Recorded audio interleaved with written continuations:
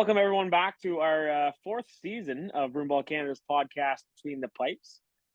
We are your hosts. I, of course, have Chad with me. Chad is a retired goalie and president of the SBA and the CBF, a busy man.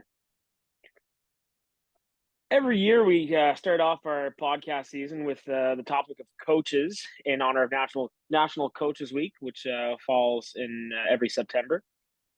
So this year we'll be hosting two guests that have been in the coaching world for some time.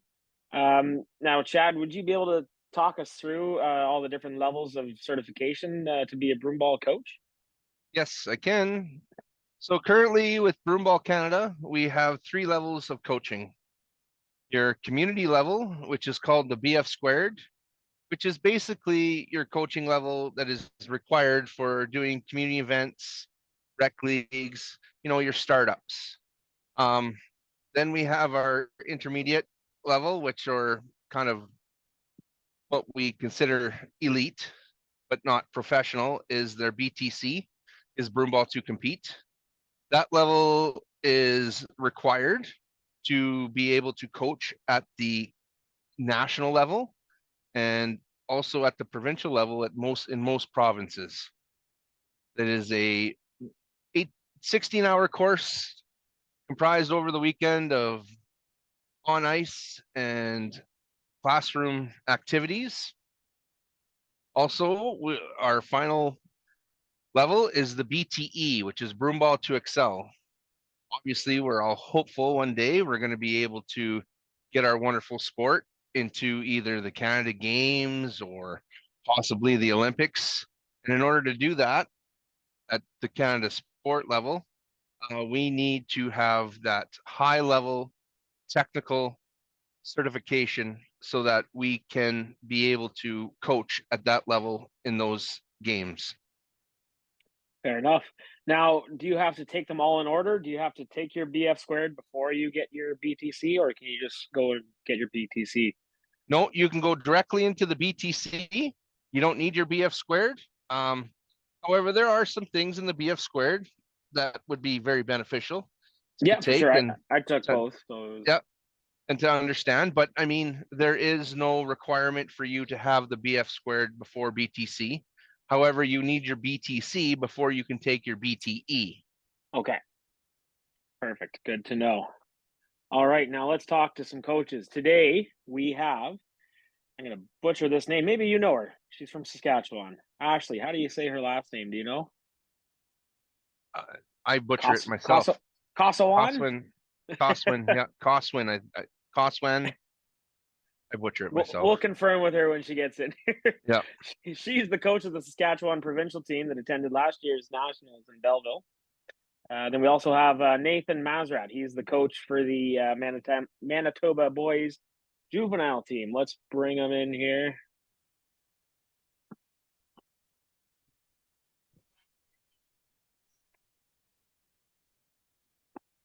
Welcome, Ashley, Nathan. Can you guys hear me? Yes. Perfect.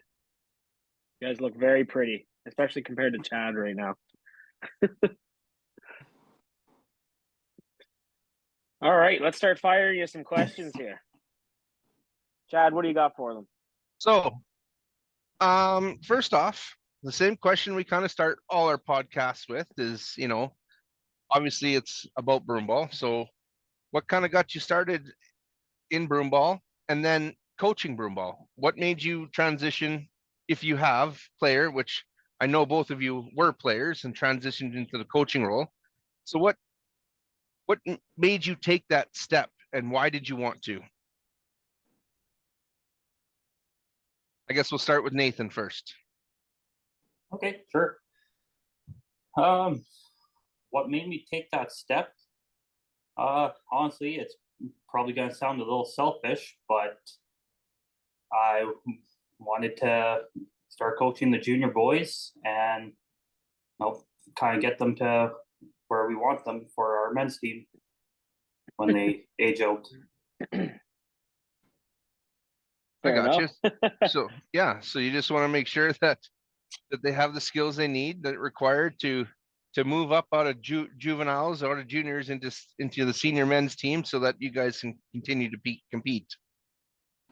Yeah, not everybody has a smooth transition.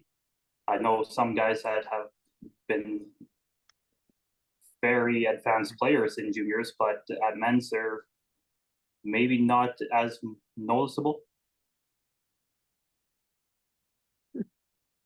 Fair enough. Ashley, how about yourself? For myself, I was a player. I've played with the Flyers my whole career. So we've attended lots of nationals, and for myself, it was just injuries. I did have a few broom ball and ball injuries, but what really set me back is I got a back injury with work, so I am not allowed to be on the ice anymore. And I still wanted to be a part of the team and build the sport that I love and stay with that team to keep it going as the dynasty that it is. And just filling the next role, right? So I've had the luxury of following Ian as a coach. He is still on our bench, but he's guiding me to step in to take over for his role so that as we can hopefully keep finding players, this team that started in the 80s will develop and just keep going to be what it constantly is, which is a leading team in ladies broomball in the western half of the country. Very cool. I'm sorry to hear about your injury, but I'm glad you've stuck with broomball in a different facet. So that's good. I'm hoping you're enjoying the transition to coaching at least. It's hard to stand on the bench and watch and not be a part of it and get into the dirty, but it is what it is. Well, we'll continue with you. What do you love about coaching? I know you want to be out there on the ice, but there must be some things you enjoy about coaching. What brings you back to the bench every game? For me, it's watching the advanced teach the young, kind of like Nathan in his role, right? Bringing those junior players in and leading them, making them all become friends per se. I mean, not everybody's friends all the time on and off the ice, but it's that team mentality, just building that role between all of the girls, gelling, finding that special moment where they can all come together and follow a process and have that mindset to be winners. That's awesome. I think the greatest role, Ashley, too, is for the Flyers team anyway, based out of Saskatoon, right? There is no junior program in our major city centers, right? We don't have anything in Saskatoon or Regina. It's all in the rural communities. But then when these juvenile players age out and they graduate high school and they move into Saskatoon or Regina or university, it is fantastic that we have a program like the Flyers do, and even I believe there was the Ice Devils in Regina. I don't know if it's going to happen yet again or not, but those programs that these ladies continue to strive in the centers to give these juvenile players a place to play when they move to the city from the rural communities. Yeah, for us, like for the Flyers, as Chad said, the Ice Devils, we've taken 3 of them on. So actually we have players in Yorkton now, we have players in Bruno, we have players all over the province now, and we just come together and we do our best to get on the ice as much as possible as a team because we don't have a ladies league out here anymore. And we do our best to attend tournaments, and we'll work together with Manitoba to be like, hey, let's meet somewhere. And can you guys bring girls with you so that we can somewhat play, and we'll make it happen, right? That's crazy. You guys don't have a league out there to play in. So how often do you guys get on the ice then? Do you guys have like a weekly or a monthly practice or something like that? Or Yeah, we used to practice more consistently, like every week, but now that everyone's become moms and have gotten married and moved out to the farm or back home or wherever for jobs and work, we do try to do a monthly practice if it works for us. I mean, having a practice with 7, that doesn't really work. We've struggled at the last nationals. We've had to pick up players from Ontario. We've been very lucky that we've gotten a couple that have come back multiple years so that you at least have an idea of what's showing up. And that's where I guess it does come back to coaching, having that off ice time with all those people we can have a Zoom call and we can mentally prep. We have team workouts via Zoom with one of our players running them so that we can all train at home in our basements as a team and use unfortunate language when it hurts too much and do all that kind of stuff, right? Awesome. I was glad to hear you guys are making it work. So Nathan, same to you. What do you love about coaching? I know it helps your men's team, but there's got to be more to it than that. Yeah, I think overall it's just the rewarding feeling, knowing that you're mentoring some kids into loving the sport and getting better, a little bit of progression, and you don't always win, but when you do, they all seem to light up, and gives you a good feeling knowing that you're behind them on it and really being the reason. Yeah, it's a great feeling. I remember, I think it was last year at Juvenile Nationals where the Manitoba girls they had a great tournament there. They got some goals and won a game and stuff that I know it had been a while for them, and just to see the excitement in both the players and the coaches' faces was you can tell it's a special feeling when you get that reward at the end. Yeah, and it's everything. You have your good and your bad, right, Nathan? And there's ups and downs. So we talked about what you love about it, but what do you find, I guess, to be the hardest thing about coaching? The hardest thing for me personally, um, being in Manitoba, is really having the players buy in. Our team is made up of realistically 2 to 3 towns that are 2.5 hours apart. We don't really get the chance to practice, and we're scrimmaging once a week. Some players just kind of think it's whatever.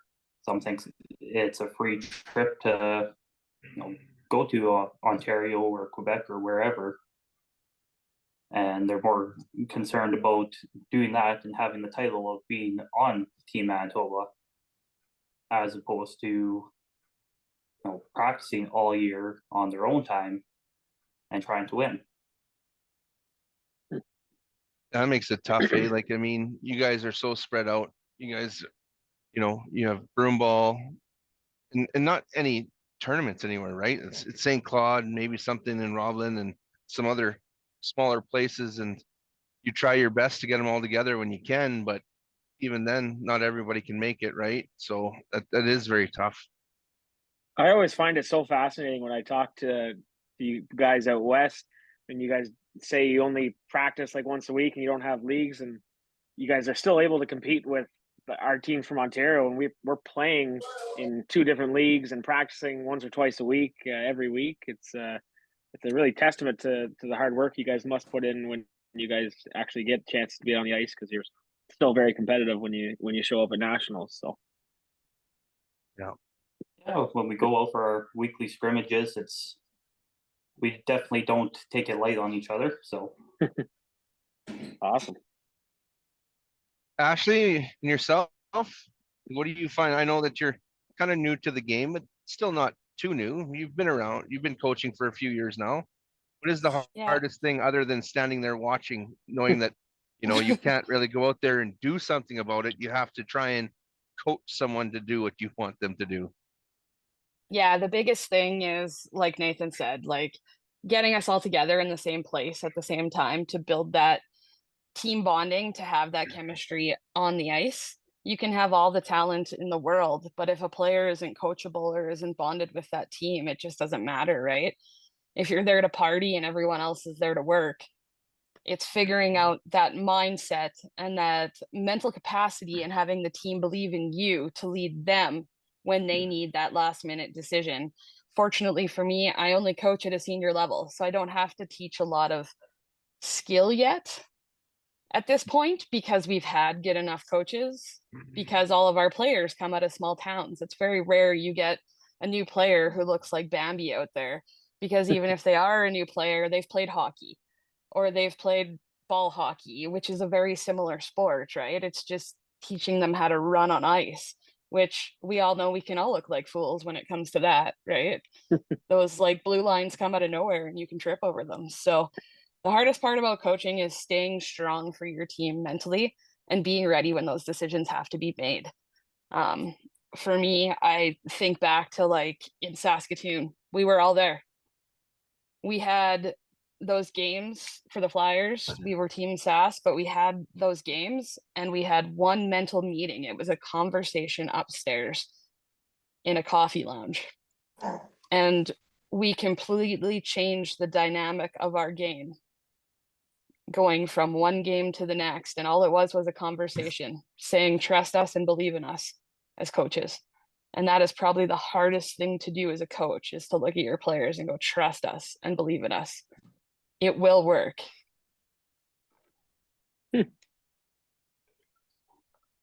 Interesting take. I understand where you're coming from, but it's not fun conversations sometimes. And as long as you can get them to buy into that and believe you, then hopefully it works out for you in the end. Now, Yeah. I know you said you used to play. What do you find now is the biggest difference from playing and coaching? Is there mental changes that you have to consider before a game, or more at home stuff than you had before, or what's the difference do you find, Ashley? The biggest differences between coaching and playing is conditioning. Being able to run up and down the ice and take a hit. More so now, it was looking at my position. What would I do with the ball, right? How would I get that ball out when we're all dog tired? How do we set up? How do we do that? Well, now on the coach's side, I look at how can I help the one person who got beat because it was a mental brain fart or something like that? How do I guide them into that position to see that in advance for next time? Awesome. Nate, what do you think the biggest difference is for you? Pretty well the same thing. It's simply I can't jump out there and do it myself. Yeah. Tell them what you would do if you were out there. Tell them what you would do, but you can't right now. I would tell them what I would try and do. Yeah. That's the key. Try. Yeah. As a goalie who is a coach, there's so many things I know that you should be doing, but I couldn't do them myself. But do as I say, not as I do. That's right, Cam. And as a goalie, we get to see Exactly, that gameplay. yeah. We get to see the plays that work. We get to see, the whole ice per se, right? So it makes it a little easier. I've always found that with myself when coaching. I think the reason why it helped me transition from being a player to a coach was being able to, I got to play in front of a lot of great, talented players, and being able to watch them play the game and set up the way they do. Obviously, it was instilled into my mind, and being able to translate that into coaching helps. Yeah, it helped me a lot with coaching. I totally agree, because like I know where some players, I know how some players beat me, like are able to score on me, and I'm able to work on like the goalies coming up and pick those corners when I'm taking shots on them, and work on specific spots that I know are hard for a goalie to reach, like those far low corners and stuff like that. Where sometimes you get a player who a lot of the time they come in and they just try to roof it, but if a player is good enough to know, if you just pick those low corners on a shorter goalie that their leg can't reach out that far, it works just as easy. You don't have to try to roof it every time. So there's things that we've seen other players do that we can help other players either do those as forwards, or goalies help them work against it. So it's definitely helped. Yeah, and I mean, obviously, Nathan, you get yourself ready for a game as a player. There's the mental aspect, there's the stretching, there is whichever else that you need to do for getting game ready when you're a player. When you're a coach, do you still do all the exact same things you did when you were a player to get ready for a game? Like, I know some coaches that still do a little run in the hallway outside the dressing room and do a little stretching because they're just amped up and they need to burn off some energy. Is that what what is it that you do before a game that gets you ready to coach? Well, as much as I love running around in Manitoba, we typically keep our dress code, so I'm not very flexible in my pants. But really, to get ready, I just look at who we're playing, and at that point, I already know what their power play looks like, who their shooters are, and I just get my board ready, and I show my players, this is the guy, this is where the ball is coming from. Be ready, and I don't physically need to be ready, so I'm a little more mentally ready, and I got my strategy ready to go. And I mean, that's kind of the answer we were kind of hoping for, is like, it's more strategy than it is. When you prepare yourself as a player, I speaking from experience, you're focusing on yourself, right? You're not focusing on 19 other players. And as a coach, you have to get your strategies together, figure out how you're going to talk to this individual versus that individual. And I mean, everybody responds differently, right? So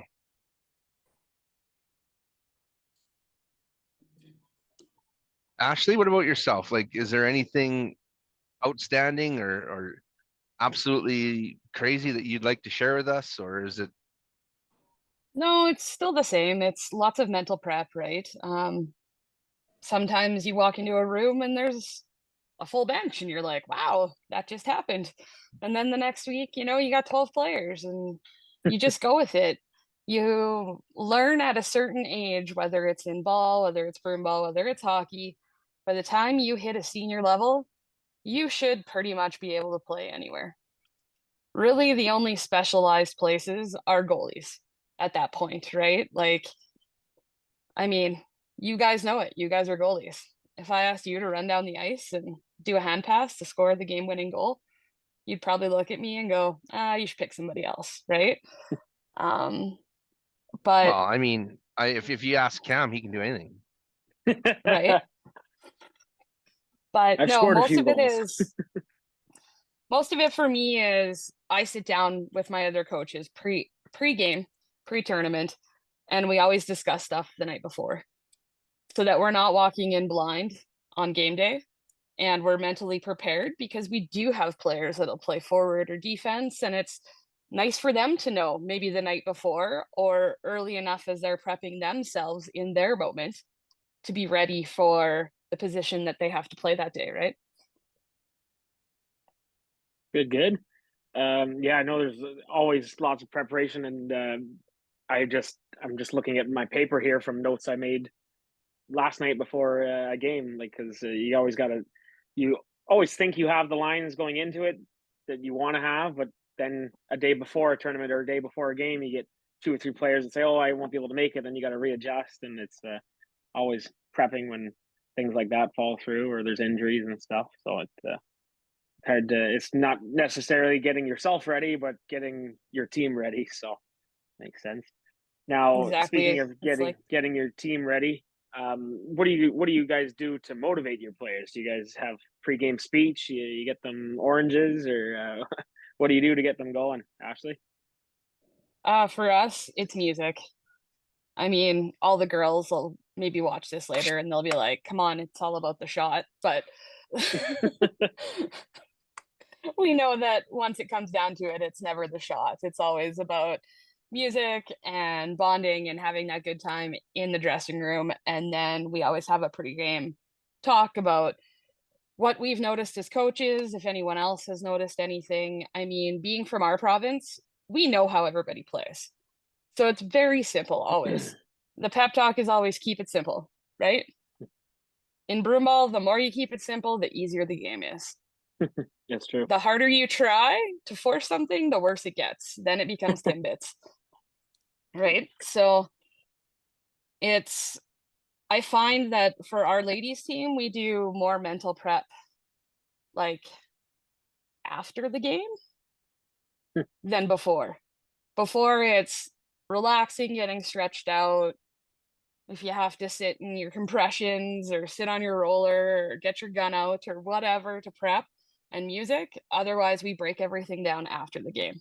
We'll have a team meeting at supper and we'll talk and we'll go through everything together.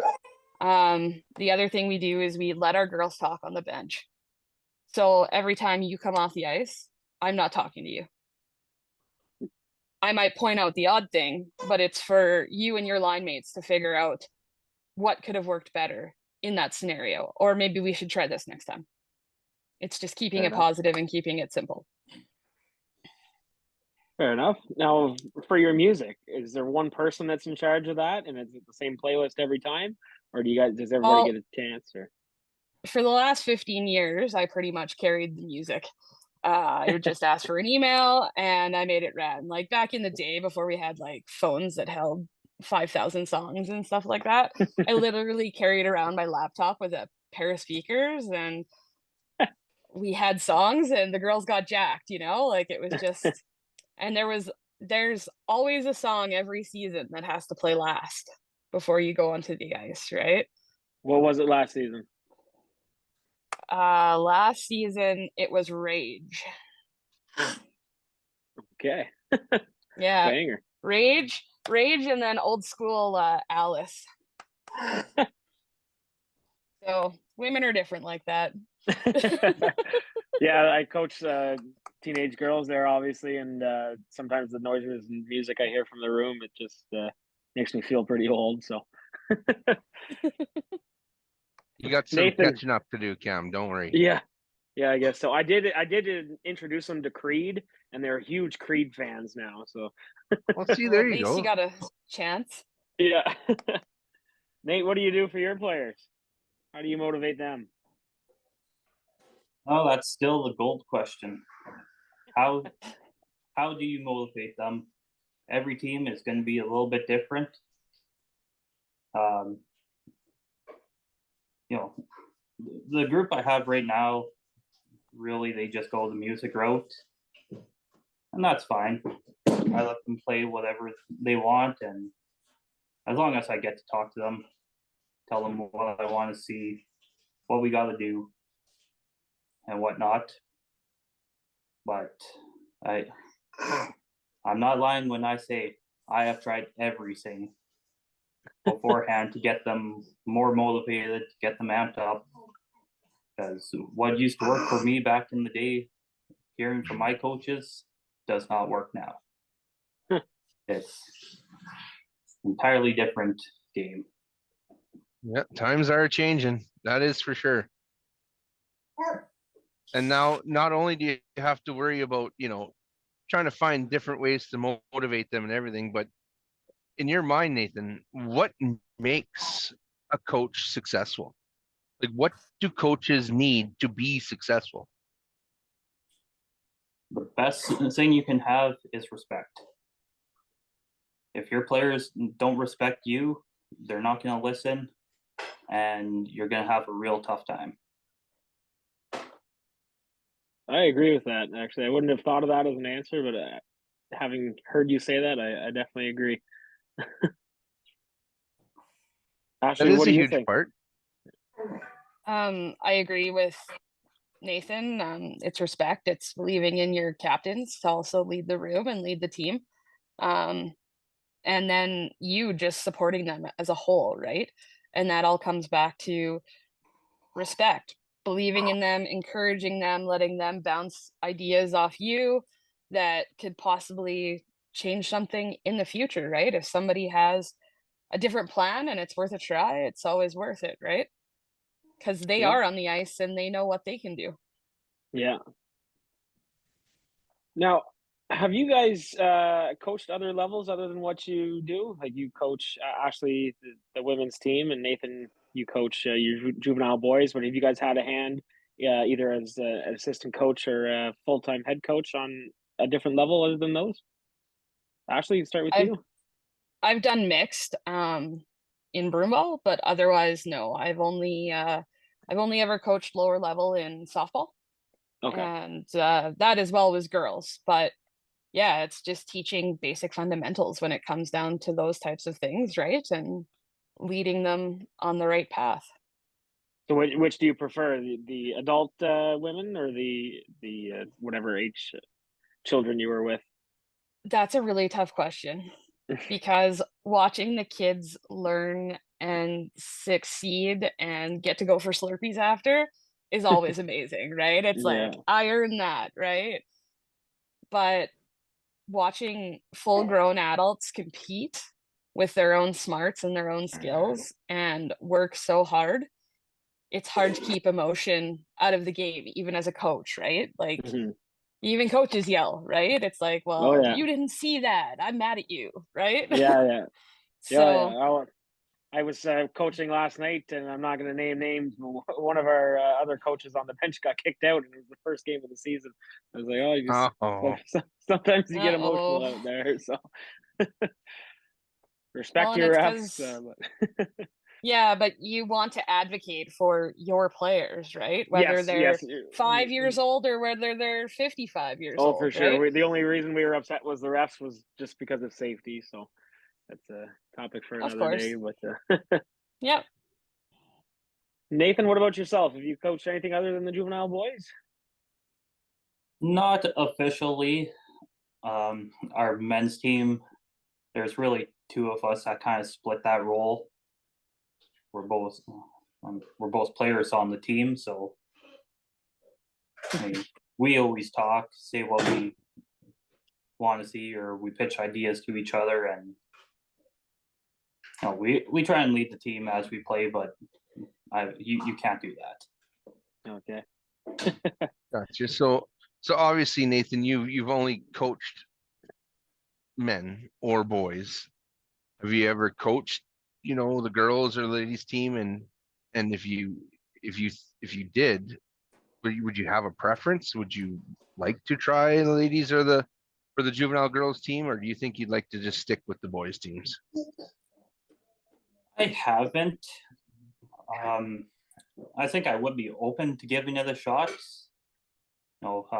There are different strategies that I think would work better with girls or women as opposed to men's or boys. But I think ultimately I would like to stick with the boys kind of the way it is.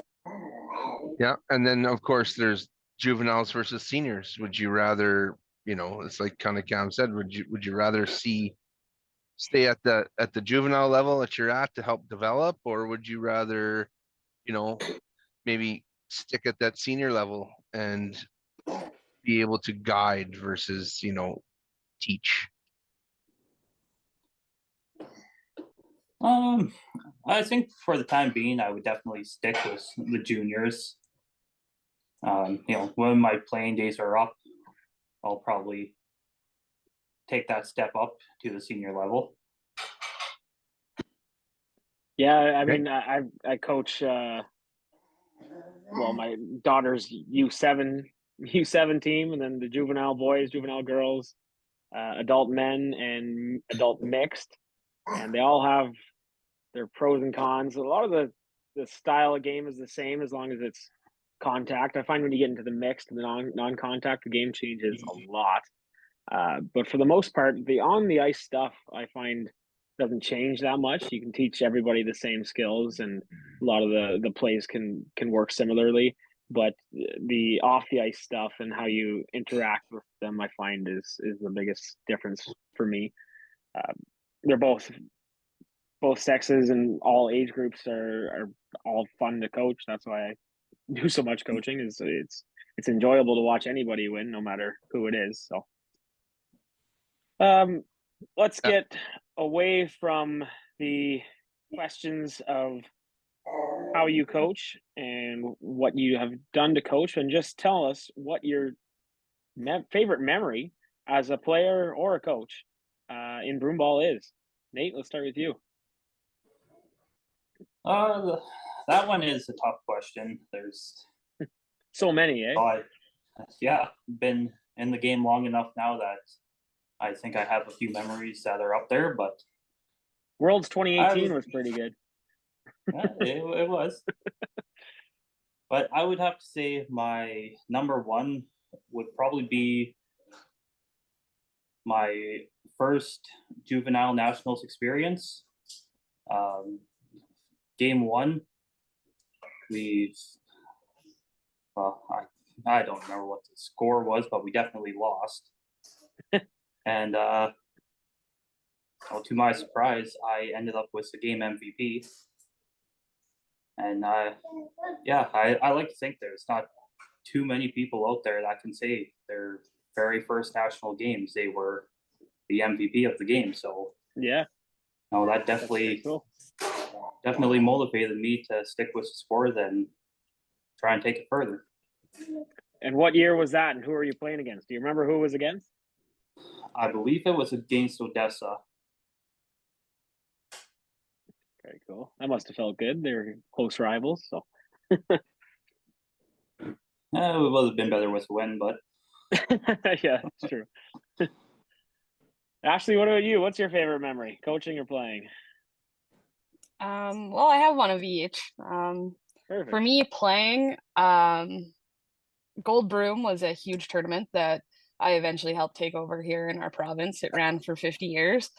And there was one year the USA girls were up here playing against us. And we were playing in a final against them for the Gold Broom title. And everybody knows Red, aka Jeff Bissett. Well, I'm a defenseman, and I'm a pretty solid defenseman, so I'm a hitter more than a runner and a scorer. But I had a game against the USA women where I looked at my mom and I was just like, Mom, you'll never believe it. Jeff Bissett borrowed me his hands. I couldn't do anything wrong. It was just incredible. I could pass the ball, I could flip it right. It didn't roll off funny. I was just like, what the heck, right? Because we all know that everyone knows Jeff and how talented he is and was as a player with his hands. And from a stoned hand defenseman, it was a great game for myself. Very cool. Must have felt good. Yeah. And coaching wise, it was just that Saskatoon Nationals, to watch those girls just have that meeting where it was just 100% mental and drawing on a board and watching them come through. It was just amazing to watch them and see what they did. Yeah, awesome. Now, I Yep. know that was supposed to be the last question, but I thought I'd throw another one in here for you guys. I'm always curious to see when everyone else has started their season. So, Nathan in Manitoba, have you guys started your season? And also, what are you looking forward to most this year? we haven't started yet. I am actually putting the ice in myself in St. Claude in what is it? I think about 2 or 3 weeks. So we'll be started fairly soon. What I look forward to the most this year, right now, I'm gonna say Halifax.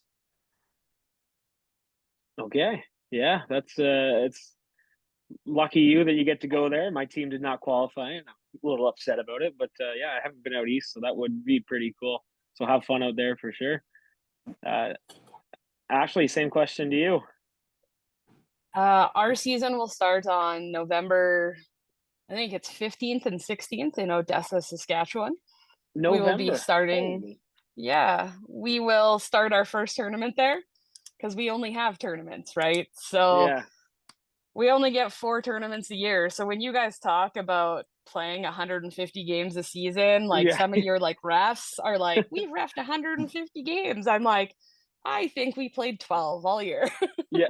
Between coaching and So- playing, I think I've had about I don't know 20 hours so far this year already. That's crazy. Yeah, I don't think That- we're getting yeah. started out here at all until the end of October. Oh, that is wild to me. Such a Yeah, short no. season. I just had the mixed league meeting last night in Saskatoon, and I think we're starting the week after the Odessa tournament. Wow. and we only play once a week with 5 mixed teams. So Mind blowing to me when I hear that. And you guys still are so competitive in nationals. That's awesome. It just it's a tells small you, knit group. it just tells you how great the coaching is, Cam.